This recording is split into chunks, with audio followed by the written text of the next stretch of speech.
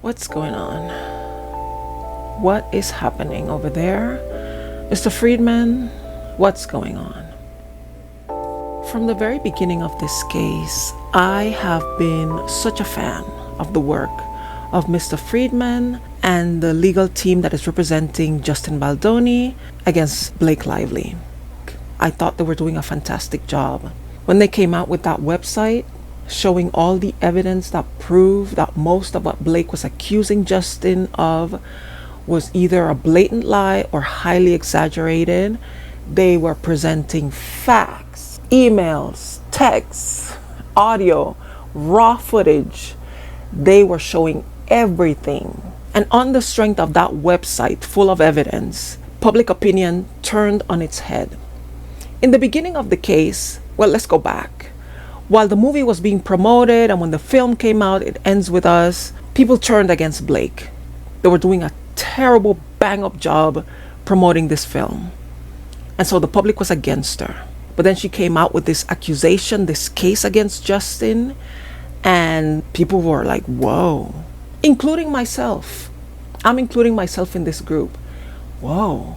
Oh my goodness. Is it possible? Did Justin do that to her? That's disgusting. And because there's so many cases of things like these happening to women in all industries, but especially in the Hollywood ecosystem that is notorious for their misogyny and their abuse of women, it didn't feel so far-fetched to believe that something like this could happen. And she was very detailed in her description of situations and things that happened. She was very descriptive. When he smelled her neck and said, it smells so good, remember that? And so the public then was mostly on her side. But then Mr. Freedman and the rest of the legal team came up with this website, presenting step by step, fact by fact, that it was Justin Baldoni that seemed to be the victim in this situation, that he was the one that was being taken advantage of, that he was the one that seemed to be extorted by Blake Lively, and that this lawsuit was just the latest attempt in trying to push him out of the good graces of Hollywood so she could steal the rights of the next movie in the It Ends With Us filmography. And I think the way they did it was so brilliant. They allowed her to do all the talking at first, to say what she needed to say, to make all the accusations, get them out there. And they kind of stood back. And remember, I made a video, I'm going to link it below, where I was criticizing them. I'm like, why are you suing the New York Times when it's Blake Lively that's making these accusations? You're looking kind of guilty. You're looking like maybe she's telling the truth. And to kind of make yourself look better, instead of suing her, you're suing the people that published the thing that she said. But there was a mastery behind it, because they wanted her and all the publications that were on her side to say what they had to say so that he could then collect everything that they were saying and step by step put all his evidence together. And it worked out brilliantly. Magnificent job they did in presenting their case. And they had been continuing to walk on a fine line of making their client look really good, while at the same time not trying to be so hard against Blake Lively because she was the supposed victim, right? But lately, I feel like there have been a series of missteps that seem very uncharacteristic for this brilliant team of lawyers who have been doing so well from the beginning. And I really don't understand what is going on. But ever since they have been doing these missteps, I am now slowly starting to lose my confidence in their ability to really fight this case the way it needs to be fought, not only in the court of law, but in the court of public opinion, which, let's face it, that's the one that really matters. It started shortly after the deposition of Blake Lively. After Blake Lively sat down and spent how many numerous hours answering questions, the first thing that people were saying after this happened, I wonder if they're going to leak parts of this deposition, or they're going to release the audio, make it seem as if somebody leaked it against their will so that the public can hear what she had to say. And I remember thinking, absolutely not. I hope they don't do that. I really hope that they don't do what Blake Lively's lawyers have constantly been accusing Mr. Freedman of doing, of courting the press, of doing these stunts to kind of get the press to publish something or write something sensational. Because an action of that nature would reflect badly on Justin and the other defendants. So I said, absolutely not. I'm not going to do that. And what happened? In their next filing to the judge, when they were trying to quote a portion of what Blake Lively said, they attached the entire transcript of the deposition. Why would they do that? What would be going through the minds of the team as they were putting this together? And at first I thought, was it an accident? Did they accidentally send the whole thing? That couldn't have been an accident. A deposition of that length would be so many gigabytes of information that for them to attach the whole thing instead of the portion that were really quoting in their filing, there's no way that they could have put that there by accident. This was done on purpose. It was done to spook Blake. And although I understand that this is, this was just strategy and they were trying to do this to kind of put her on notice, why would you do that to the person who's accusing your client of attacking her, intimidating her, and pushing her to the limit? Why would you do the exact same thing she's accusing him of doing? So that happened, and I was not happy about it at all.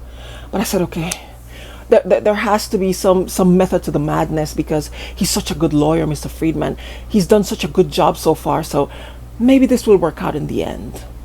Then there was the filing where they were saying that Taylor Swift agreed. They specifically used the word, she agreed to be deposed, and we're just waiting for her to, get through her whole thing with her album and do her promotion and do her work obligations. And then we're going to sit down and depose her because she agreed to do this. This announcement was followed quickly, immediately, by Taylor's lawyer saying, our client never agreed to do this. She is being forced against her will to do this. She said, if I'm forced to do it by the judge, then I'll have no choice to do it. But I never agreed with you guys that I wanted to do this. Why would they say that she agreed? I understand what this is. It's the same pattern. They're trying to spook Blake. They're letting her know, your friend is talking. Your friend is cooperating with our side. She won't take your calls, but she's cooperating with us. She's willing to tell it all. She's willing to mention it all. Are you scared? That would have been perfect if Taylor had actually agreed to cooperate with them. If she was really having a friendly relationship with Justin Baldoni's lawyers. But apparently she's not. She doesn't appreciate the fact that they're speaking on her behalf. They're making it seem like she's really looking forward to cooperating when she doesn't want that out there. Understand what I'm saying? She may want to cooperate. She may think to herself, this is my revenge for what Blake did to me when she was trying to blackmail me. But she doesn't want that out there. And you should know that.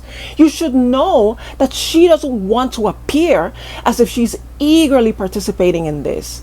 Because, like she said the first time when they wanted to subpoena her phone and her emails and any communications with Blake, she made it very clear that she had never wanted to be a part of this. And as you know, as I have said before, I believe that that is the crux of the reason why her and Blake Lively are not friends anymore. Because Blake dragged her into this. She lied and said that Taylor had her hands all over the process when I was working in this movie. Not only did she provide her song, but she also gave me advice. She even helped to cast the actress who was playing my younger self.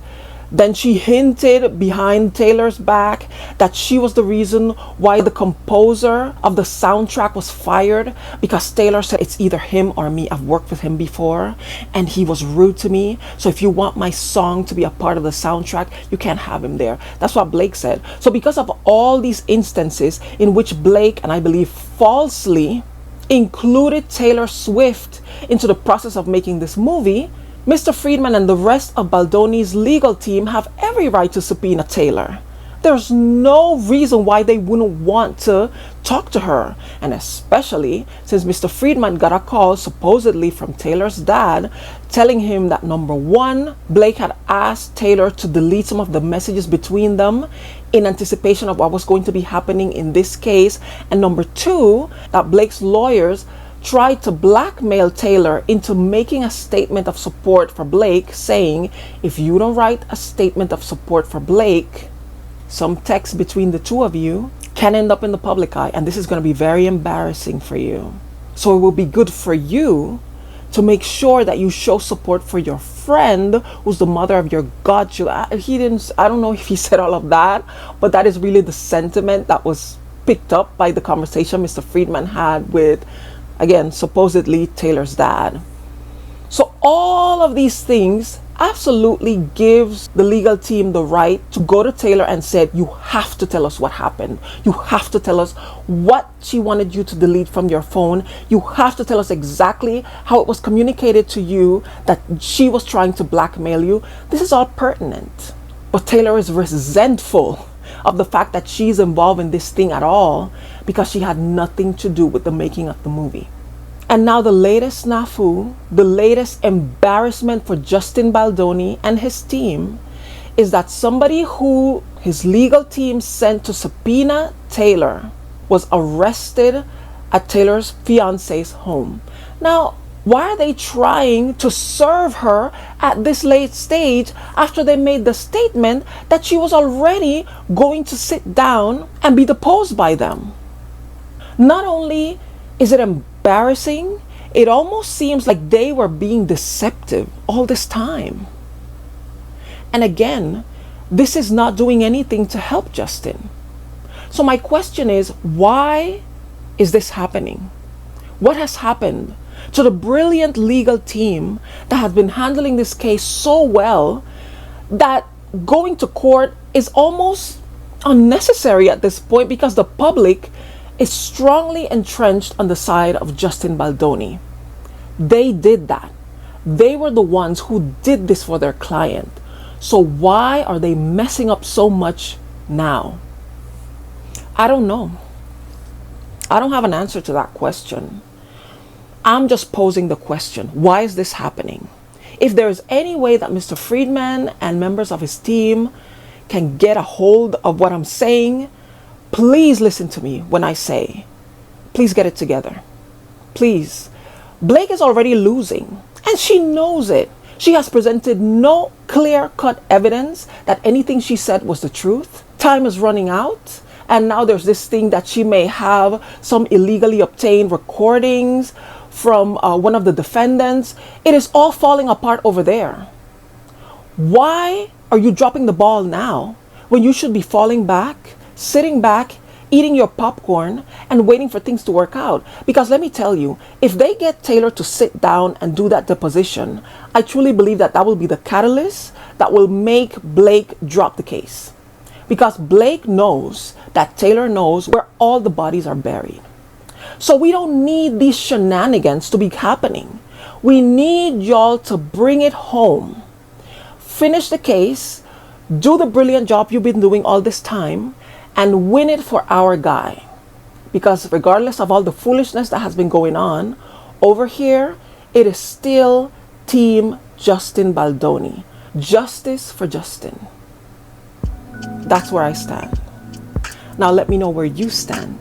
Do you agree with what I had to say? Please leave a comment. Let me know. Do you think they're messing up? Am I looking too much into this? Let me know in the comments. Thank you so much for watching. Please subscribe to my channel if you'd like to see me do more commentary on things happening in pop culture and in the news. Please share this video if you thought it was interesting. Give it a like if you enjoyed it. Once again, thank you so much for watching, and hopefully I will see you in the next one. Bye.